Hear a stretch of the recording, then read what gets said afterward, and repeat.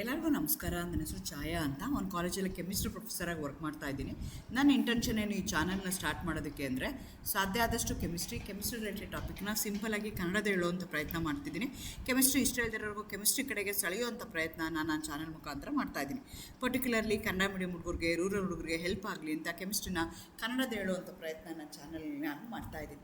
So ಅದಕ್ಕೆ ನೀವೇನಾದರೂ ರಾಣಿ ಚೆನ್ನಮ್ಮ ಯೂನಿವರ್ಸಿಟಿನಲ್ಲಿ ಓದ್ತಾ ಇದ್ದೀರಾ, ಕೆಮಿಸ್ಟ್ರಿನ ಒನ್ ಆಫ್ ದಿ ಮೇಜರ್ ಸಬ್ಜೆಕ್ಟಾಗಿ ತೊಗೊಂಡಿದ್ದೀರಾ, 4th ಸೆಮ್ಮಲ್ಲಿ ಇದ್ದೀರಾ ಅಂತಂದರೆ ನಿಮಗೆ ಒಟ್ಟು 4 ಯೂನಿಟ್ಗಳಿರ್ತವೆ. Unit 1, unit 2, unit 3 and unit 4 ಅಂತ. ಸದ್ಯಕ್ಕೆ ನಾನು ಯೂನಿಟ್ 2ದು ಎಲೆಕ್ಟ್ರೋಕೆಮಿಸ್ಟ್ರಿ ವಿಡಿಯೋನ ಇವತ್ತಿಂದ ಸ್ಟಾರ್ಟ್ ಮಾಡೋಣ ಅಂತ ಅಂದ್ಕೊಳ್ತಾ ಇದ್ದೀನಿ. ಯೂನಿಟ್ 1ಅಲ್ಲಿ ನಿಮಗೆ 3 ಸಬ್ ಯೂನಿಟ್ಸ್ಗಳು ಬರ್ತವೆ. D and F block elements ಬರುತ್ತೆ. Unit 1 topic, sub topic. 2ನೇದು ಚಿಲೇಟ್ಸ್ ಇದೆ. 3ನೇದು ಎನ್ವೈರನ್ಮೆಂಟಲ್ ಕೆಮಿಸ್ಟ್ರಿ ಇದೆ. ಎನ್ವೈರನ್ಮೆಂಟಲ್ ಕೆಮಿಸ್ಟ್ರಿಯಲ್ಲಿ ಏರ್ ಪೊಲ್ಯೂಷನ್ ಮತ್ತು ವಾಟರ್ ಪೊಲ್ಯೂಷನ್ ಇದೆ. ಒಟ್ಟು ಇದನ್ನು ಯೂನಿಟ್ 1ಅಲ್ಲಿ ಬರುತ್ತೆ. ಸೊ ಯೂನಿಟ್ 1 ಫುಲ್ ಒಂದು ಕ್ವಶನ್ ನಿಮಗೆ ಇರುತ್ತೆ. ಸೊ ಹಾಗಾಗಿ ನೀವು ಎಲ್ಲ ಚಾಪ್ಟರ್ನೂ ಓದಬೇಕಾಗತ್ತೆ. ಎಲ್ಲ ಚಾಪ್ಟರ್ಗೂ ಈಕ್ವಲ್ ವೇಟೇಜ್ ಇರುತ್ತೆ. ನಿಮ್ಮ ಕ್ವಶನ್ ಪೇಪರಲ್ಲಿ 2 ಮಾರ್ಕ್ಸ್ ಕ್ವಶನ್ಸ್ ಇರುತ್ತೆ ಮತ್ತು 5 ಮಾರ್ಕ್ಸ್ ಕ್ವಶನ್ಸ್ ಇರುತ್ತೆ. ಆ 5 ಮಾರ್ಕ್ಸ್ ಕ್ವಶನು ಪ್ರತಿಯೊಂದೊಂದು ಯೂನಿಟ್ ಮೇಲೂ ಕೊಡ್ತಾರೆ. ಸೊ ನೀವು ಯಾವುದೋ ಒಂದು ಯೂನಿಟ್ ಬಿಟ್ಬಿಟ್ಟೆ ನಾನು ಹಂಗೆ ಮಾಡೋಕ್ಕಾಗಲ್ಲ. ಎಲ್ಲ ಯೂನಿಟ್ನ ನೀವು ಓದಬೇಕಾಗತ್ತೆ. ಸೊ ಯೂನಿಟ್ 1ಅಲ್ಲಿ 3 ಸಬ್ ಟಾಪಿಕ್ ಬರುತ್ತೆ. ಅದೇ ಥರ ಯೂನಿಟ್ 3ನಲ್ಲಿ ನೀವು ಕನ್ಸಿಡರ್ ಮಾಡಿಕೊಂಡ್ರೆ reactive intermediates and identification of reaction mechanism ಅಂತ 2 ಸಬ್ ಯೂನಿಟ್ಸ್ ಬರುತ್ತೆ. ಯೂನಿಟ್ 4ನಲ್ಲಿ ತೊಗೊಂಡ್ರೆ ಅದರಲ್ಲಿ 3 ಸಬ್ ಯೂನಿಟ್ ಬರುತ್ತೆ. ಒಂದು ಮಾಸ್ ಸ್ಪೆಕ್ಟ್ರೋಸ್ಕೋಪಿ ಬರುತ್ತೆ, ಇನ್ನೊಂದು IR ಸ್ಪೆಕ್ಟ್ರೋಸ್ಕೋಪಿ ಬರುತ್ತೆ, 3ನೇದು ಆರೋಮ್ಯಾಟಿಕ್ ಹೈಡ್ರೋಕಾರ್ಬನ್ಸ್ ಬರುತ್ತೆ. ಸೊ ಈ ರೀತಿಯಾಗಿ ನೀವೇನು ಮಾಡ್ಕೋಬೇಕಾಗತ್ತಂತೆ, ಚೆಕ್ ಮಾಡ್ಕೋಬೇಕು ಯಾವ್ಯಾವ ಯೂನಿಟ್ಗೆ ಯಾವ್ಯಾವ ಥರ ಕ್ವಶನ್ಸ್ ಕೇಳ್ತಾರೆ ಅಂತ. ಸೊ ಅದ್ರ ಯೂನಿಟ್ 1 ಆಗಿರ್ಬೋದು all 3 topics with a question and answer upload ಮಾಡಿದ್ದೀನಿ. ಯೂನಿಟ್ 3ನಲ್ಲಿ 2 ಯೂನಿಟ್ದು with a question and answer upload ಮಾಡಿದ್ದೀನಿ. ಅದೇ ಥರ ಯೂನಿಟ್ 4ಅಲ್ಲಿ 3 units with question and answer according to the syllabus of the RCU ನಾನು ಆಲ್ರೆಡಿ ಅಪ್ಲೋಡ್ ಮಾಡಿದ್ದೀನಿ. ಇವತ್ತಿಂದ ಯೂನಿಟ್ 2ದು ಅದರಲ್ಲಿ ಯೂನಿಟ್ 2ನಲ್ಲಿ 2 ಸಬ್ ಟಾಪಿಕ್ಸ್ ಬರುತ್ತೆ. ಒಂದು ಎಲೆಕ್ಟ್ರೋಕೆಮಿಸ್ಟ್ರಿ ಬರುತ್ತೆ, ಇನ್ನೊಂದು ಕೆಮಿಕಲ್ ಕೈನೆಟಿಕ್ಸ್ ಬರುತ್ತೆ. ಸಾಧ್ಯ ಆದಷ್ಟು ದಿನಕ್ಕೆ 1-2 ವೀಡಿಯೋ ಹಾಕಿ ನಿಮ್ಮ ಎಕ್ಸಾಮ್ ಅಷ್ಟೊತ್ತಿಗೆ ಎಲ್ಲ ಹಾಕೋಣ ಅಂತ ಅಂದ್ಕೊಂಡಿದ್ದೀನಿ. ಗೊತ್ತಿಲ್ಲ, again if the time permits I will do it. ಇಲ್ಲ ಅಂತಂದರೆ ನನಗೆ ಕಷ್ಟ ಆಗುತ್ತೆ. ಸೊ ಅದರಲ್ಲಿ ನಿಮಗೆ 2 ಸಬ್ ಯೂನಿಟ್ ಬರುತ್ತೆ ಅಂದರೆ ಒಂದು ಕೆಮಿಕಲ್ ಕೈನೆಟಿಕ್ಸ್ ಬರುತ್ತೆ, ಇನ್ನೊಂದು ಎಲೆಕ್ಟ್ರೋಕೆಮಿಸ್ಟ್ರಿ ಬರುತ್ತೆ. ಎಲೆಕ್ಟ್ರೋಕೆಮಿಸ್ಟ್ರಿ ಸೀರೀಸ್ ಇವತ್ತಿಂದ ಸ್ಟಾರ್ಟ್ ಮಾಡ್ತಾ ಇದ್ದೀನಿ. ಇವತ್ತು ಮೊದಲನೇ ವಿಡಿಯೋ ನಾನು ಅಪ್ಲೋಡ್ ಮಾಡ್ತಾ ಇದ್ದೀನಿ. ಅರೇನಿಯಸ್ theory of electrolytic dissociation, it's merits and demerits. ಅದನ್ನು ಇವತ್ತು ಇನ್ ಡೀಟೇಲ್ ಆಗಿ ಹೇಳೋಣ ಅಂತ ಅಂದ್ಕೊಳ್ತಾ ಇದ್ದೀನಿ. ಅಗೇನ್ ವೆಲ್ಕಮ್ ಟು ಛಾಯಾ. ನನ್ನ ಚಾನಲ್ನ ಸಬ್ಸ್ಕ್ರೈಬ್ ಮಾಡಿ, ಶೇರ್ ಮಾಡಿ, ಸಪೋರ್ಟ್ ಮಾಡಿ. ನೀವು ನನ್ನ ಚಾನಲ್ಗೆ ಹೋಗಿ ಸಬ್ಸ್ಕ್ರೈಬ್ ಮಾಡ್ಕೊಂಡ್ಮೇಲೆ ಪ್ಲೇ ಲಿಸ್ಟ್ಗೆ ಹೋಗಿ RCU BSc 4th ಸೆಮ್ ಅಂತಂದರೆ ಎಲ್ಲ ವೀಡಿಯೋಸು ನಿಮ್ಗೆ ಒಂದೇ ಕಡೆಗೆ ಸಿಗ್ತಾ ಹೋಗುತ್ತೆ. ಜೊತೆಗೆ ನಾನು ಎಲ್ಲ ವೀಡಿಯೋಗೂ ನಂಬರ್ಗಳನ್ನ ಕೊಟ್ಟಿದ್ದೀನಿ 1, 2, 3 ಅಂತ. ನೀವು ಅದೇ ಪ್ರಕಾರ ಫಾಲೋ ಮಾಡ್ಕೊಳ್ತಾ ಹೋದರೆ ನಿಮ್ಮ ಸಿಲೆಬಸ್ಸಲ್ಲಿ ಹೇಗಿದೆಯಲ್ಲ, ಏನೇನಿದೆಯಲ್ಲ ಅದನ್ನೆಲ್ಲ ನಾನು ಅದೇ ಥರ ಅಪ್ಲೋಡ್ ಮಾಡ್ಕೊಂಡು ಹೋಗ್ತಾ ಇರ್ತೀನಿ. ನೀವು ಮಧ್ಯದಲ್ಲಿ ಎಲ್ಲೆಲ್ಲೋ ಒಂದನ್ನು ನೋಡಿದ್ರೆ ಅರ್ಥ ಆಗಲ್ಲ. Because each and every chapter will be connect ಆಗಿರುತ್ತೆ. ಆ ರೀತಿಯಾಗಿ ನೀವೇನು ಮಾಡಬೇಕು, ಈಗ ಅದರಲ್ಲಿ 4 ವೀಡಿಯೋಸ್ ಅಪ್ಲೋಡ್ ಮಾಡಿದ್ದೀನಿ ಅಂದರೆ ಮೊದಲನೇದು ವೀಡಿಯೋ ನೋಡಬೇಕು, ಆಮೇಲೆ 2ನೇದು, 3ನೇದು, 4ನೇದು. ಆ ರೀತಿ ನೀವು ನೋಡಿದ್ರೆ ಮಾತ್ರ ನಿಮಗೆ ಸಬ್ಜೆಕ್ಟ್ ಅರ್ಥ ಆಗುತ್ತೆ, ಇಲ್ಲ ಅಂದರೆ ಕಷ್ಟ ಆಗುತ್ತೆ. ಸೊ ಆ ಸೀರೀಸಲ್ಲಿ ಎಲೆಕ್ಟ್ರೋಕೆಮಿಸ್ಟ್ರಿನಲ್ಲಿ ಇವತ್ತು ನಾನು ಫಸ್ಟ್ ವಿಡಿಯೋ ಅಪ್ಲೋಡ್ ಮಾಡ್ತಾ ಇದ್ದೀನಿ. ನಿಮ್ಮ ಸಿಲೆಬಸ್ ಪ್ರಕಾರ ಎಲೆಕ್ಟ್ರೋಕೆಮಿಸ್ಟ್ರಿನಲ್ಲಿ 10 ಅವರ್ಸ್ ಸಿಲೆಬಸ್ ಇದೆ. ಅದು ಇಷ್ಟು ಕೊಟ್ಟಿದ್ದಾರೆ. Arrhenius theory of electrolytic dissociation, merits and demerits, conductance, specific conductance, equivalence and molar conductance, their variation with dilution, molar conductivity at infinite dilution, ಅದ್ರ ಮೇಲೆ ನ್ಯೂಮರಿಕಲ್ ಪ್ರಾಬ್ಲಮ್ ಇದೆ. Kohlrausch law of independent migration of ions and its application ಇದೆ. DOS Debye Huckel Onsager equation ಇದೆ. Ionic mobility and its determination, transference number of ionic mobility's determination through 2 methods. One is called as itself moving and boundary methods. Application of conductance measurement to degree of dissociation of a weak electrolyte to ionic product of water, solubility and solubility product of sparingly soluble salt, conductometric titration, acid base titration only, hydrolysis constant of salts, numerical problem. So exam point of view ಇಂದ ಯಾವ್ದು ಬೇಕಾದ್ರೂ ಕೇಳ್ಬೋದು. ತುಂಬ questions ಕೆಲವೊಂದು ಚಾಪ್ಟರ್ಗಳಲ್ಲಿ ಹೇಗಾಗುತ್ತೆ ಅಂದರೆ 5 mark question ಕೇಳೋವಂಥದ್ದು ಕಷ್ಟ ಆಗುತ್ತೆ. ಯಾವುದೋ ಮಿಕ್ಸ್ ಮಾಡಿ 2 ಕ್ವಶನ್ನ ಮಿಕ್ಸ್ ಮಾಡಿ ನಾವು ಕೇಳಬೇಕಾಗತ್ತೆ. ಆದರೆ ಇದರಲ್ಲಿ ತುಂಬ ಕ್ವಶನ್ಸು ನಿಮಗೆ 5-5 ಮಾರ್ಕ್ ಇದೆ. ಯಾಕೆಂದರೆ ತುಂಬ ಟಾಪಿಕ್ಸ್ ಆ ಥರ ಬರುತ್ತೆ. ಸೊ ಅದರಲ್ಲಿ ನಾನೀಗ ಫಸ್ಟ್ ತೊಗೊಳ್ತಾ ಇದ್ದೀನಿ ಅರೇನಿಯಸ್ theory of electrolytic dissociation, it's merits and demerits. ಇದನ್ನು ಕೇಳ್ತಾರೆ, explain ಅರೇನಿಯಸ್ theory of electrolytic dissociation, it's merits and demerits ಅಂತ. ಅದನ್ನು 2 ಮಾರ್ಕ್ಸ್ ಕ್ವಶನ್ಗೂ ಕೇಳ್ಬೋದು, ಇಲ್ಲ ಅಂತಂದರೆ ಅದನ್ನು 5 ಮಾರ್ಕ್ಸ್ ಕ್ವಶನ್ಸ್ಗೂ ಅವರು ಕೇಳ್ಬೋದು. ಅರೇನಿಯಸ್ ಥಿಯರಿನ 1887 ಸ್ವೀಡಿಷ್ ಸೈಂಟಿಸ್ಟ್ ಅರೇನಿಯಸ್ ಅನ್ನೋನು ಅದನ್ನು ಇಂಟ್ರೊಡ್ಯೂಸ್ ಮಾಡ್ತಾನೆ. ಅವನೇನು ಹೇಳ್ತಾನೆ ಅಂದರೆ ಆ್ಯಸಿಡು ಮತ್ತು ಬೇಸ್ ಅಂದರೆ ಏನು ಅಂತ ಡೆಫಿನೇಷನ್ ಕೊಡೋದಕ್ಕೆ ಟ್ರೈ ಮಾಡ್ತಾನೆ. ಅದಕ್ಕೆ ನಾವೇನಂತ ಕರಿತೀವಿ, ಅರೇನಿಯಸ್ ಥಿಯರಿ ಅಂತ ಕರಿತೀವಿ ಆಫ್ ಡಿಸೋಸಿಯೇಷನ್. ಅಂದರೆ ಆ ಆ್ಯಸಿಡು ಮತ್ತು base when they dissolved in water in aqueous solution, how they going to behave, what are the ions it going to give, ಅದರ ಮೇಲೆ ಸ್ಟಡಿ ಮಾಡ್ತಾನೆ. ಆ ಥಿಯರಿಗೆ ನಾವೇನಂತ ಕರಿತೀವಿ, ಅರೇನಿಯಸ್ ಥಿಯರಿ ಅಂತ ಕರಿತೀವಿ. Acids are substances that dissociate in water to yield electrically charged atoms or molecules called as ions, one of which is hydrogen ion, proton anta karitive, that bases ionizes to water to yield hydroxide ion, who got the Nobel Prize in 1903 for the same work on electrolytes. ಈ ಅರೇನಿಯಸ್ಗೆ Nobel price ಬರುತ್ತೆ, electrolytes ಮೇಲೆ ಮಾಡ್ತಾನೆ. It's an extension of ಅರೇನಿಯಸ್ theory ಅಂತಲೇ ಹೇಳ್ಬೋದು. ಅದಕ್ಕೆ 1903 ಅವನಿಗೆ Nobel prize ಬರುತ್ತೆ. ಅರೇನಿಯಸ್ theory ಮೇನಾಗಿ ನನಗೆ ಏನು ಹೇಳುತ್ತೆ ಅಂದರೆ, it going to distinguish between acid ಅಂದರೆ ಏನು, ಬೇಸ್ ಅಂದರೆ ಏನು. ಆ್ಯಸಿಡ್ ಅಥವಾ ಬೇಸ್ನ water when you dissolve in aqueous solution, what happens, it going to dissolve and it going to give an ion. If it is an acid, it going to give a proton or H+.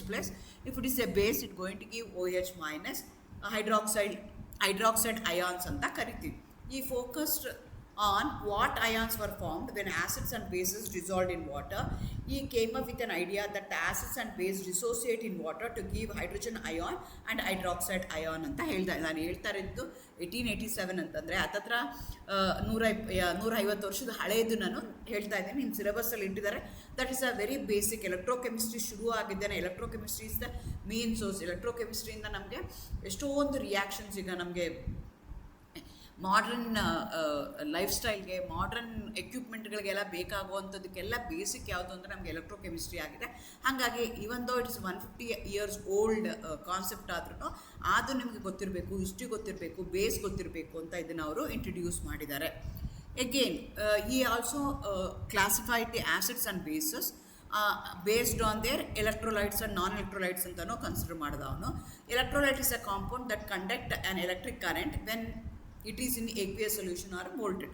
ಅದೇ ಥರ ಏನು ಮಾಡ್ತಾರೆ, ಯಾವುದನ್ನು ನಾವು acid ಅಥವಾ ಯಾವುದನ್ನು ನಾವು base ಅಂತ ಕರಿತಿದ್ವಲ್ಲ, when you put that in aqueous solution, ಅದರದ್ದು ಎಲೆಕ್ಟ್ರಿಕಲ್ ಕಂಡಕ್ಟಿವಿಟಿ ಕನ್ಸಿಡರ್ ಮಾಡಿದಾಗ they use to conduct electricity in aqueous solution also or melted state, molten ಸ್ಟೇಟಲ್ಲಿ ಅಥವಾ ಮೆಲ್ಟ್ ಆದಾಗ ಅದು ಮಾಡ್ತಿತ್ತು. In order to conduct a current, a substance must contain a mobile ions that can move from one electrode to another electrode. Potassium ion, sodium ion ಇದೆಲ್ಲ ಇರಬೇಕು ಅಂತ ಕರೆದ್ರು. ಅದನ್ನೇನಂತ ಕರೆದ ಅವನು, ಎಲೆಕ್ಟ್ರೋಲೈಟ್ಸ್ ಅಂತ ಕರೆದ. ಅದೇ ಥರ ಕೆಲವೊಂದು ಸಬ್ಸ್ಟೆನ್ಸಸ್ ಏನಾಗ್ತಿತ್ತು ಅಂದರೆ, when they dissolved in water they never use to conduct an electricity. ಅಂಥದಕ್ಕೆ either in aqueous solution or in the molten state, ಅಂಥದಕ್ಕೆ ನಾವೇನಂತ ಕರಿತೀವಿ, ನಾನ್ ಎಲೆಕ್ಟ್ರೋಲೈಟ್ಸ್ ಅಂತ ಕರಿತೀವಿ.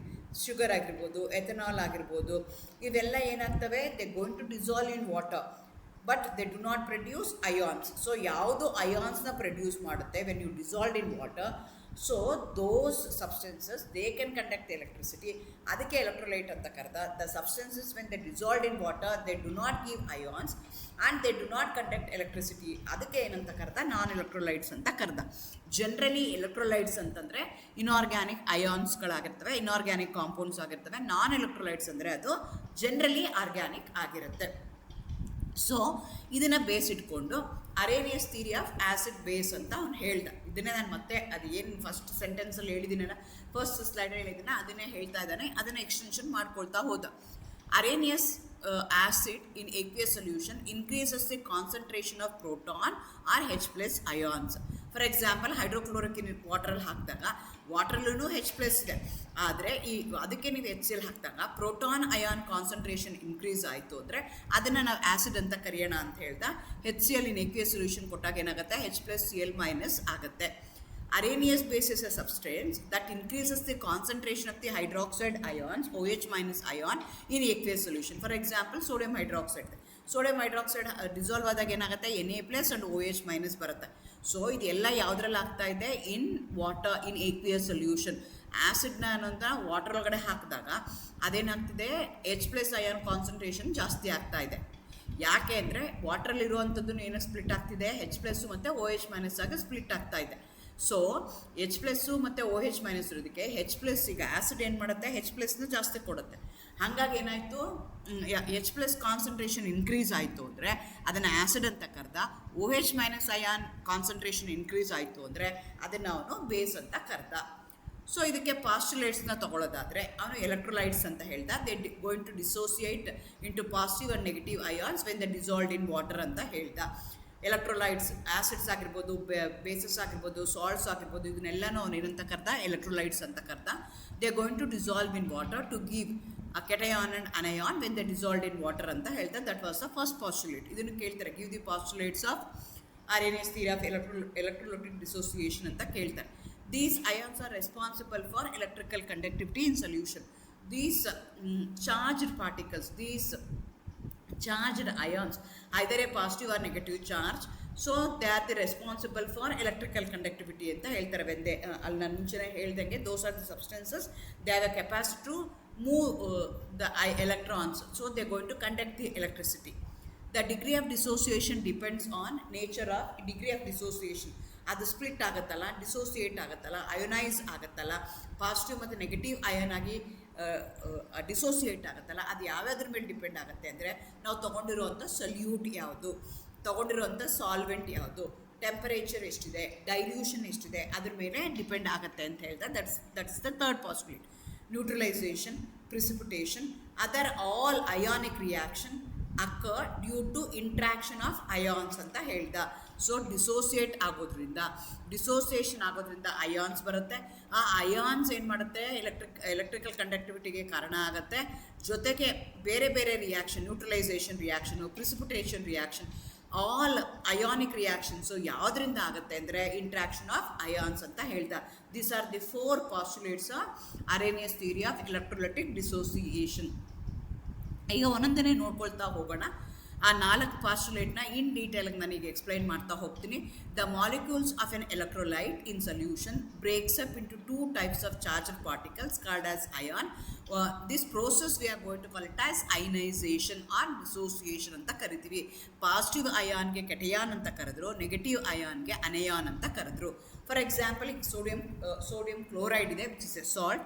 When I am going to dissolve that in water, it going to break up as Na+ and Cl-. Na+ಗೆ ನಾನು ಕೆಟಯಾನ್ ಅಂತ ಕರಿತೀನಿ, Cl-ಗೆ ಅನಯಾನ್ ಅಂತ ಕರಿತೀನಿ. ಸೊ ಅವ್ನು ಫಸ್ಟ್ ಪಾಸ್ಟುಲೇಟ್ ಏನು ಹೇಳ್ತು, ಎಲೆಕ್ಟ್ರೋಲೈಟ್ಸ್ ಅಂದರೆ ಏನು, ನಾನ್ ಎಲೆಕ್ಟ್ರೋಲೈಟ್ಸ್ ಅಂದರೆ ಏನು ಅಂತ ಹೇಳಿದ್ರು. Electrolytes are the substances, they have a capacity to dissociate in water to give 2 types of ions. One is a positive ion, other one is a negative ion. This is the first postulate. So second one ಹೇಳ್ದ, they going to conduct electricity ಅಂತ ಹೇಳ್ದ. And applying the electric field to the electrolytic solution of positively charged ions move towards the cathode are called as cations, while negatively charged ion move towards the anode, they are called as anions. So for example, sodium ಕ್ಲೋರೈಡ್ನ ತೊಗೊಳ್ತಾ ಇದ್ವಿ, ಅದನ್ನು water ಒಳಗಡೆ dissolve ಮಾಡ್ತಾ ಇದ್ದೀವಿ, Na+ ಮತ್ತು Cl- ಕೊಡ್ತಾ ಇದೆ. ಅದಕ್ಕೆ ನೀವು ಎಲೆಕ್ಟ್ರೋಲೈಟಿಕ್ ಸೆಲ್ಲಲ್ಲಿ ಇಟ್ಟಾಗ ಪಾಸಿಟಿವ್ಲಿ ಚಾರ್ಜ್ಡ್ ಅಯಾನ್ಸ್ ಎಲ್ಲ ಕ್ಯಾಥೋಡ್ ಕಡೆಗೆ ಮೂವ್ ಆಗ್ತವೆ, ನೆಗೆಟಿವ್ಲಿ ಚಾರ್ಜ್ಡ್ ಅಯಾನ್ಸ್ ಎಲ್ಲ ಆ್ಯನೋಡ್ ಕಡೆಗೆ ಮೂವ್ ಆಗ್ತವೆ. ಸೊ ಈ ಥರ ಆಗುತ್ತೆ. And since they are going to move towards different cathode or anode, ಅದ್ರ ಜೊತೆಗೆ ಎಲೆಕ್ಟ್ರೋಡ್ ಜೊತೆಗೆ ಮೂವ್ ಆಗ್ತಿರೋದಕ್ಕೋಸ್ಕರ they going to conduct electricity ಅಂತ ಹೇಳ್ತೀವಿ. The total charge present on a cation is equal to the opposite to the charge of an anion, so that the solution as a whole is electrically neutral. As a solution ಏನಾಗಿರುತ್ತೆ, electrically neutral ಆಗಿರುತ್ತೆ. Total charge present on cation is equal to the opposite to the charge on anion. So 2 charge ಬರ್ತಿದೆ, ಒಂದು ಕೆಟಯಾನ್ ಬರ್ತಿದೆ, ಒಂದು ಅನಯಾನ್ ಬರ್ತಿದೆ. ಎಷ್ಟು ಕೆಟಯಾನ್ ಇರುತ್ತಲ್ಲ ಅಷ್ಟೇ ಅನಯಾನ್ ಇದ್ದರೆ ಮಾತ್ರನೇ ಅದು ಎಲೆಕ್ಟ್ರಿಕಲಿ ನ್ಯೂಟ್ರಲ್ ಆಗಿರುತ್ತೆ ಅಂತ ಹೇಳ್ದೆ. Again I am going to take sodium chloride. Positively charged ಏನಿದೆಯಲ್ಲ, ಏನದು ವೈಲೆಟ್ ಕಲರ್ ಇದೆಯಲ್ಲ ಅದು ಸೋಡಿಯಂ ಆಗಿದೆ. ಗ್ರೀನ್ ಕಲರ್ ಏನಿದೆಯಲ್ಲ ಅದು ನೆಗೆಟಿವ್ಲಿ ಚಾರ್ಜ್ಡ್ ಆಗಿದೆ, ಅದು ಕ್ಲೋರಿನ್ ಆಗಿದೆ. ಸೊ ಎಷ್ಟು ಕ್ಲೋರಿನ್ ಇರುತ್ತೋ ಅಷ್ಟು ಸೋಡಿಯಂ ಇರಬೇಕು, ಎಷ್ಟು Na+ ಇರುತ್ತಲ್ಲ Cl- ಅಷ್ಟೇ ಇರಬೇಕು. ಅವಾಗಷ್ಟೇ ಅದು ಎಲೆಕ್ಟ್ರಿಕಲಿ ಹೋಲ್ ಆಗುತ್ತೆ ಇನ್ ಅಂತ ಹೇಳಿದ್ರು ಇದು ಕ್ರಿಸ್ಟಲಲ್ಲಿ. ಅದನ್ನೇ ನಾವು ವಾಟರ್ ಹಾಕಿದಾಗ ಏನಾಗುತ್ತೆ, negatively charged ions are surrounded by positively charged ions, whereas the negatively charged ions are ಇಲ್ಲಿ ಏನಾಗಿದೆ, ವಾಟ್ರಲ್ಲಿ ಸೋಡಿಯಂ ಕ್ಲೋರೈಡ್ ಇನ್ ವಾಟರ್ನ ತಗೊಂಡ್ರೆ ವಾಟ್ರಲ್ಲಿ ಏನಾಗ್ತಿದೆ, ಆಕ್ಸಿಜನ್ ಮತ್ತು 2 ಹೈಡ್ರೋಜನ್ ಇದೆ. ಸೊ ಆಕ್ಸಿಜನ್ ಯಾವ ಚಾರ್ಜ್ ಇದೆ, ನೆಗೆಟಿವ್ಲಿ ಚಾರ್ಜ್ ಇದೆ. ಸೊ ನೆಗೆಟಿವ್ಲಿ ಚಾರ್ಜ್ ಇರೋದು ಪಾಸಿಟಿವ್ಲಿ ಚಾರ್ಜ್ಡ್ ಸೋಡಿಯಂ ಜೊತೆಗೆ ಬರುತ್ತೆ. ಅದೇ ಥರ ಹಂಗೆ ಸುತ್ತ ಆಗ್ತವೆ. ನೆಗೆಟಿವ್ಲಿ ಚಾರ್ಜ್ ಇರೋದು ಯಾವ ಕಡೆ ಯಾವುದರಿಂದ ಸರೌಂಡ್ ಆಗುತ್ತೆ, ಪಾಸಿಟಿವ್ಲಿ ಚಾರ್ಜ್ ಅಯಾನ್ಸಿಂದ ಸರೌಂಡ್ ಆಗುತ್ತೆ. Therefore they are electrically neutral in solution ಅಂತ ಅವನು ಹೇಳ್ದ. Oppositely charged ion form will be completely reunite to form undissociate molecule, and dynamic equilibrium always exists between the dissociated molecule such as equilibrium, and this equilibrium we are going to call it as ionic equilibrium. So ಈಗ ಅವನೇನು ಹೇಳ್ತಾ ಇದ್ದಾನಂದರೆ, ಈಗ ಒಂದು molecule ಇದೆ, ion ಇದೆ, salt ಇದೆ, ಅದು acid base salt ಆಗಿರ್ಬೋದು, ಅಯಾನಿಕ್ ಕಾಂಪೌಂಡ್ ಇದೆ. ಅದನ್ನು ನಾನು ಏನು ಮಾಡ್ತಾ ಇದ್ದೀನಿ, ಡಿಸೋಸಿಯೇಟ್ ಆಗ್ತಾ ಇದೆ as A plus and B minus. So ಅವೆರಡರ ಮಧ್ಯದಲ್ಲಿ ಏನಾಗಿರುತ್ತೆ ಅಂದರೆ ಈಕ್ವಲಿಬ್ರಿಯಮ್ ಎಕ್ಸಿಬಿಟ್ ಆಗುತ್ತೆ. ಈ ಎ ಪ್ಲಸ್ ಮತ್ತು ಎ ಪ್ಲಸ್ ಬಿ ಮೈನಸ್ ಮತ್ತೆ ಕಂಬೈನ್ ಆಗಿ ಎ ಬಿ ಕೊಡ್ಬೋದು. ಆ ಥರ ಏನಾದರೂ ಕಂಬೈನ್ ಕೊಟ್ಟರೆ ಅಂದರೆ both forward and backward reaction ಆಗ್ತಿದೆ ಅಂದರೆ there will be equilibrium. Equilibrium ಅಂದ್ರೆ ಯಾವುದೋ ಒಂದು ಪರ್ಟಿಕ್ಯುಲರ್ ಇನ್ಸ್ಟೆಂಟ್ ಆಫ್ ಟೈಮ್ ತೊಗೊಂಡ್ರೆ ನಾನು ಈಗ ಏನು ಮಾಡ್ತಾ ಇದ್ದೀನಿ, ಎ ಬಿ ಇದೆ, ಅದನ್ನು ನಾನು ವಾಟರ್ ಒಳಗಡೆ ಹಾಕಿ ಡಿಸೋಸಿಯೇಟ್ ಆಗಿಬಿಟ್ಟಿದ್ದೀನಿ ಅಂದ್ಕೊಳ್ಳೋಣ. 10 ನಿಮಿಷ ಆದಮೇಲೆ ಎಷ್ಟು ಎ ಬಿ ಇದೆ, ಎಷ್ಟು A plus and B minus ions ಇದೆ ಅಂತ ಚೆಕ್ ಮಾಡಿದ್ರೆ they will be in equilibrium. A B 50% ಇದ್ದರೆ ಎ ಪ್ಲಸ್ ಬಿ ಮೈನಸ್ ಎರಡೂ ಸೇರಿ 50% ಇರುತ್ತೆ. ಇದು 40% ಇದ್ದರೆ ಇದು 60% ಇರುತ್ತೆ. ಆ ರೀತಿ ಆಗುತ್ತೆ. ಅದಕ್ಕೆ ನಾವೇನಂತ ಕರಿತೀವಿ, ಡೈನಮಿಕ್ ಈಕ್ವಲಿಬ್ರಿಯಮ್ ಅಂತ ಕರಿತೀವಿ. Since the equilibrium is exhibited by the ions, this equilibrium we are going to call it as ionic equilibrium ಅಂತ ಕರಿತೀವಿ. Again the extent of ionization is expressed in terms of degree of ionization. So ಅದೇನಾಗ್ತಾ ಇದೆ, ಎಷ್ಟು percent ಈಗ ಕೊಟ್ಟಿದ್ದೀವಿ, 100% dissociate ಆಗ್ತಿದೆಯಾ, 40% dissociate ಆಗ್ತಿದೆಯಾ, 80% dissociate ಆಗ್ತಿದೆಯಾ, ಅದನ್ನು ನಾನು ನೋಡ್ತೀನಲ್ಲ. ಅದಕ್ಕೆ ನಾನು ಏನಂತ ಕರಿತೀನಿ, degree of ionization. To what percentage, to what extent the ionisation has been taken place ಅಂತ ನಾನು ಹೇಳ್ತೀನಲ್ಲ, ಅದಕ್ಕೆ ಏನಂತ ಕರಿತೀನಿ, ಡಿಗ್ರಿ ಆಫ್ ಅಯನೈಸೇಷನ್ ಅಂತ ಕರಿತೀನಿ. Degree of ionization is defined as ratio of number of moles of ions to total number of moles of undissociated molecules. Mathematically ನಾನು ಹೇಳೋದಾದರೆ alpha ಅಂತ ಹೇಳ್ತೀವಿ. Degree of ionization is equal to number of ionized molecules divided by total number of molecules dissolved in solution. Total ಎಷ್ಟಿದೆ, number of ionized molecules ಎಷ್ಟಿದೆ, ಅದರ basis ಮೇಲೆ ನಾನು alpha ಹೇಳ್ತೀನಿ. This depends on so many other factors. Temperature ಮೇಲೆ depend ಆಗುತ್ತೆ, dilution ಮೇಲೆ depend ಆಗುತ್ತೆ. ಅದನ್ನೆಲ್ಲ ಮುಂದೆ ನಾನು ಹೇಳ್ತಾ ಹೋಗ್ತೀನಿ. So these are the 4 postulates given by Arrhenius in order to explain the concept of acid, base, electrolytes, non-electrolytes. ಇದನ್ನೆಲ್ಲ ಅರ್ಥ ಮಾಡ್ಕೊಳ್ಳೋದಕ್ಕೆ ಇರುವಂಥ ಥೀರಿಗೆ ನಾವೇನಂತ ಕರಿತೀವಿ, ಅರೇನಿಯಸ್ ಥೀರಿ ಅಂತ ಕರಿತೀವಿ. ಈಗೇನು ಇದ್ರದ್ದು ಮೆರಿಟ್ಸ್ ಏನು ಅಂತ ತಗೊಳ್ಳೋದಾದರೆ, ಅದು ಕಂಡಕ್ಟಿವಿಟಿ ಆಫ್ ದಿ ಸೊಲ್ಯೂಷನ್ನ ಎಕ್ಸ್ಪ್ಲೈನ್ ಮಾಡ್ತದೆ. Pure water is not a good conductor. ಆದರೆ ಎಲೆಕ್ಟ್ರೋಲೈಟ್ ಯಾವ್ದಾದ್ರು ಹಾಕಿರ್ತೀರಾ ಅಂತ ಇಟ್ಕೊಂಡು, ಅದಕ್ಕೆ sodium chloride, sodium hydroxide solution ತೊಗೊಂಡ್ರೆ they use to conduct the electricity. Pure ವಾಟರಲ್ಲಿ ಏನಾಗ್ತಾ ಇತ್ತು, ಕಂಡಕ್ಟ್ ಆಗ್ತಿರ್ಲಿಲ್ಲ, ಪೂರ್ ಕಂಡಕ್ಟರ್ ಆಗ್ತಿತ್ತದು. ಆದರೆ electrolyte solutions are very good conductor ಅಂತ ಅವನು ಎಕ್ಸ್ಪ್ಲೈನ್ ಮಾಡ್ದ. It going to account for colligative properties. Abnormal molecular masses ಕೆಲವೊಂದಕ್ಕೆ ಬರ್ತಿತ್ತು. ಅದನ್ನು ಎಕ್ಸ್ಪ್ಲೈನ್ ಮಾಡೋದಕ್ಕೆ ಈ ಥಿಯರಿನ ಅವರು ಯೂಸ್ ಮಾಡ್ಕೋಬೋದು. ಡಿಪ್ರೆಷನ್ ಇನ್ಕ್ರೀಸಿಂಗ್ ಪಾಯಿಂಟ್ ಇರ್ಬೋದು, ಆಸ್ಮಾಟಿಕ್ ಪ್ರೆಷರ್ ಇರ್ಬೋದು, ಅಲ್ಲೆಲ್ಲ ಏನಾಗ್ತಿತ್ತು, ಅಬ್ನಾರ್ಮಲ್ ಮಾಲಿಕ್ಯುಲರ್ ಮಾಸಸ್ ಬರ್ತಿತ್ತು. ಅದು ಯಾಕೆ ಆಗ್ತಿದೆ ಅಂತ ನಮಗೆ ಎಕ್ಸ್ಪ್ಲನೇಷನು ಇದರಿಂದ ಗೊತ್ತಾಯಿತು. ಅದು ಹೇಗೆ ಸ್ಪ್ಲಿಟ್ ಆಗುತ್ತೆ. ಫಾರ್ ಎಕ್ಸಾಂಪಲ್, ಈಗ KCl ತೊಗೊಂಡ್ರೆ K+Cl- ಆಗುತ್ತೆ. ಅದೇ ಥರ ಯೂರಿಯಾ ತೊಗೊಂಡ್ರೆ ಅದಕ್ಕೆ ಕಾಲಿಗೇಟಿವ್ ಪ್ರಾಪರ್ಟಿ ಇದೆ. ನೀವು ಡಿಪ್ರೆಷನ್ ಇನ್ಕ್ರೀಸಿಂಗ್ ಪಾಯಿಂಟ್ ಇರ್ಬೋದು, ಅಥವಾ ಇನ್ಕ್ರೀಸ್ ಇನ್ ಮೆಲ್ಟಿಂಗ್ ಪಾಯಿಂಟ್ ಕಂಡುಹಿಡಿಯೋದಕ್ಕೆ, ಅದಕ್ಕೆಲ್ಲನೂ ಮಾಡಿದಾಗ ಅದು ಹೇಗಾಗುತ್ತೆ, ಎಷ್ಟು ಅಯಾನ್ಸ್ ಇದೆ, ಆ ಬೇಸ್ ಮೇಲೆ ನಾವು ಅಲ್ಲಿ ಹೇಳ್ತಾ ಇದ್ವಿ. It explains the some of the ionic reactions like neutralisation reaction. Acid ಮತ್ತು ಬೇಸು ಕಂಬೈನ್ ಆದಾಗ ಸಾಲ್ಟ್ ಪ್ಲಸ್ ವಾಟರ್ ಬರುತ್ತೆ. ಯಾಕೆ ಈ ರಿಯಾಕ್ಷನ್ ಆಗುತ್ತೆ ಅಂದರೆ H+ ಮತ್ತು OH ions oppositely charge ions ಇರೋದಕ್ಕೋಸ್ಕರ ಮಾಡೋದಕ್ಕೋಸ್ಕರ ದೇ ಕಂಬೈನ್ ಆಗಿ ವಾಟರ್ ಫಾರ್ಮೇಷನ್ ಮಾಡುತ್ತೆ ಅಂತ ಹೇಳಿದ್ರು. ಅದನ್ನು ಎಕ್ಸ್ಪ್ಲೈನ್ ಮಾಡೋದಕ್ಕೆ ಇದು ಬೇಕಾಯಿತು. ಜೊತೆಗೆ ಇದರಿಂದ ನನಗೆ ಏನು ಕ್ಯಾಲ್ಕುಲೇಟ್ ಮಾಡಿದ್ವಿ, whether the reaction is exothermic or endothermic, ಅದನ್ನು ನಾನು ಕಂಡುಹಿಡ್ಕೋಬೋದು. ಹೀಟ್ ಆಫ್ ನ್ಯೂಟ್ರಲೈಸೇಷನ್ ಕಂಡುಹಿಡಿಯೋಕ್ಕೂ ನಾನು ಈ ಥಿಯರಿನ ಯೂಸ್ ಮಾಡ್ಕೋಬೋದು. It going to provide a basis for all ionic reaction. ನಾನು ಹೇಳ್ದಂಗೆ ಪ್ರಿಸಿಪಿಟೇಷನ್ ರಿಯಾಕ್ಷನ್ ಇರ್ಬೋದು, ಆಲ್ ಅಯಾನಿಕ್ ರಿಯಾಕ್ಷನ್ಸ್ ಏನಿದೆಯಲ್ಲ, ನ್ಯೂಟ್ರಲೈಸೇಷನ್ ರಿಯಾಕ್ಷನ್ ಇರ್ಬೋದು, ಅದನ್ನೆಲ್ಲ ಎಕ್ಸ್ಪ್ಲೇನ್ ಮಾಡೋದಕ್ಕೆ ಅರೇನಿಯಸ್ ಥಿಯರಿ ಹೆಲ್ಪ್ ಮಾಡ್ತು. ಇದ್ರದ್ದು ಲಿಮಿಟೇಷನ್ಸ್ ಏನು ಹಂಗಂತ ಅವ್ನು ಹೇಳಿದ್ದೆಲ್ಲ ತಪ್ಪು ಅಂತ ಹೇಳ್ತಾ ಇಲ್ಲ, ಆದರೆ ಕೆಲವೊಂದು ಕ್ವಶನ್ಸ್ ಬಂತು, ಆ ಕ್ವಶನ್ಸ್ಗೆ ಅವ್ನು ಆನ್ಸರ್ ಹೇಳೋಕ್ಕೆ ಆಗಲಿಲ್ಲ. ಅದಕ್ಕೆ ಅದನ್ನು ಲಿಮಿಟೇಷನ್ಸ್, ಡಿಮೆರಿಟ್ಸ್ ಅಂತ ಹೇಳ್ತೀವಿ, ಅಥವಾ ಅದು ತಪ್ಪು ಅಂತ ಹೇಳ್ತಾ ಇಲ್ಲ. It's an extension. ಅದಕ್ಕೆ ಅದರಲ್ಲಿ ಎಷ್ಟೊಂದು ಕ್ವಶನ್ಸ್ಗಳನ್ನ ಕೇಳ್ತಾರೆ, ಆ ಕ್ವಶನ್ಗೆ ಅದು ಆನ್ಸರ್ ಮಾಡೋಕ್ಕೆ ಅದು ಅನೇಬಲ್ ಆದಾಗ ನಾವೇನು ಮಾಡ್ತೀವಿ, ಇನ್ನೊಂದು ಥಿಯರಿಗೆ ಹೋಗ್ತೀವಿ. ಅದು ಯಾವ್ಯಾವ ಕ್ವಶನ್ಗೆ ಆನ್ಸರ್ ಮಾಡೋಕ್ಕೆ ಅನೇಬಲ್ ಆಯಿತು ಅಂದರೆ ಅದರದ್ದು ಲಿಮಿಟೇಷನ್ಸ್ ಏನು ಅಂದರೆ, ಫೇಲ್ಸ್ ಫಾರ್ ನಾನ್ ಏಕ್ವಿಯಸ್ ಸಾಲ್ವೆಂಟ್ಸ್. ನಾನ್ ಏಕ್ವಿಯಸ್ ಸಾಲ್ವೆಂಟ್ಸ್ಗೆ ಏನಾಗುತ್ತೆ, ಲೈಕ್ ಲಿಕ್ವಿಡ್ ಅಮೋನಿಯಾ, ಆಲ್ಕೋಹಾಲ್, ವಾಟ್ರಲ್ಲಿ ಚೆನ್ನಾಗಿ ಎಕ್ಸ್ಪ್ಲೈನ್ ಮಾಡ್ತು. ಆದರೆ ನಾನ್ ಏಕ್ವಿಯಸ್ ಸೊಲ್ಯೂಷನ್ಸ್ ಯಾವುದಿದೆಯಲ್ಲ, ಲಿಕ್ವಿಡ್ ಅಮೋನಿಯಾದಲ್ಲಿ ಏನಾಗುತ್ತೆ ಅಥವಾ ಆಲ್ಕೋಹಾಲಲ್ಲಿ ಏನಾಗುತ್ತೆ, ವಾಟರ್ ಆಸ್ ಎ ಸಾಲ್ವೆಂಟ್ ತೊಗೊಂಡಾಗ, ಪೋಲಾರ್ ಸಾಲ್ವೆಂಟ್ ತೊಗೊಂಡಾಗ ಈಸಿಯಾಗಿ ಎಕ್ಸ್ಪ್ಲೈನ್ ಮಾಡ್ತು. ಆದರೆ ಅಪಾರ್ಟ್ ಫ್ರಮ್ ದಟ್ ಅದೇ ಥರ ಪೋಲಾರ್ ಸಾಲ್ವೆಂಟ್ ನಾವು ತೊಗೊಂಡಾಗ ಅದರಲ್ಲಿ ಅದು ಎಕ್ಸ್ಪ್ಲೈನ್ ಮಾಡೋಕ್ಕೆ ಅನೇಬಲ್ ಆಯಿತು. ಆಮೇಲೆ incomplete for strong electrolytes. So ಅದು ಅಗೇನ್ ಈ ಎಲೆಕ್ಟ್ರೋಲೈಟ್ಸ್ನ ಅವ್ರು ಏನು ಮಾಡ್ತಾರೆ, ಎರಡು ಥರ ಕ್ಲಾಸಿಫೈ ಮಾಡ್ತಾರೆ. ಒಂದಕ್ಕೆ positive strong electrolytes, weak electrolytes ಅಂತ ಕನ್ಸಿಡರ್ ಮಾಡ್ತಾರೆ. ಸೊ ಸ್ಟ್ರಾಂಗ್ ಎಲೆಕ್ಟ್ರೋಲೈಟ್ಸ್ಗೆ ಅದು ಕಂಪ್ಲೀಟಾಗಿ ಎಕ್ಸ್ಪ್ಲನೇಷನ್ ಮಾಡೋದಕ್ಕೆ ಅಟ್ ಮಾಡರ್ನ್ ಕಾನ್ಸಂಟ್ರೇಷನ್ ಅನೇಬಲ್ ಆಯಿತು. Incomplete for strong electrolyte, complete clear picture ನಂಗೆ ಅಲ್ಲಿ ಕೊಡಲಿಲ್ಲ. Does not explain ion interactions. Ion interactions ಹೇಗೆ ಆಗುತ್ತೆ, ಅಯಾನ್ಸ್ ಫಾರ್ಮೇಷನ್ ಆಗ್ತಿದೆ, ಎಷ್ಟೊಂದು ರಿಯಾಕ್ಷನ್ಸ್ ಆಗ್ತಿದೆ ಅಂತ ಹೇಳಿದ್ರು. ಅಟ್ ಎ ಹೈಯರ್ ಕಾನ್ಸಂಟ್ರೇಷನ್ ಏನಾಗುತ್ತೆ, because that depends upon degree of dissociation, depends on concentration also. ಅದನ್ನು ಅವನು ಎಕ್ಸ್ಪ್ಲೈನ್ ಮಾಡೋಕ್ಕೆ ಆಗಲಿಲ್ಲ. Conductivity in fused salt, molten sodium chloride conduct electricity without water. ಅವನೇನು ಹೇಳ್ತಾ, ವಾಟರಲ್ಲಿ ಡಿಸಾಲ್ವ್ ಆದಾಗ ಅಯಾನ್ಸ್ ಕೊಡುತ್ತೆ, ಡಿಸೋಸಿಯೇಟ್ ಆದಾಗ ಅಯಾನ್ಸ್ ಕೊಡುತ್ತೆ ಅಂತ. ಆದರೆ ಮೋಲ್ಟನ್ ಸ್ಟೇಟಲ್ಲಿರುವಂಥ ಸೋಡಿಯಂ ಕ್ಲೋರೈಡು ಏನು ಮಾಡ್ತಿತ್ತು, ಕಂಡಕ್ಟ್ ಮಾಡ್ತಿತ್ತು ವಿತೌಟ್ ವಾಟರ್. ಅದು ಯಾಕೆ ಅಂತ ಅವನು ಎಕ್ಸ್ಪ್ಲೈನ್ ಮಾಡಲಿಲ್ಲ. Complex ion formation, for example coordination ಕಾಂಪೌಂಡ್ಸಲ್ಲಿ ನಿಮಗೆ ಬರುತ್ತೆ, ಅಥವಾ weak electrolytes like acetic acid, not fully explain. Strong electrolyte at a higher concentration explain ಮಾಡೋಕ್ಕಾಗಲ್ಲ. ಕಾಂಪ್ಲೆಕ್ಸ್ ಅಯಾನ್ದು ಹೇಗಾಗತ್ತೆ ಅಂತ ಅವನು ಎಕ್ಸ್ಪ್ಲೈನ್ ಮಾಡೋಕ್ಕೆ ಆಗಲ್ಲ.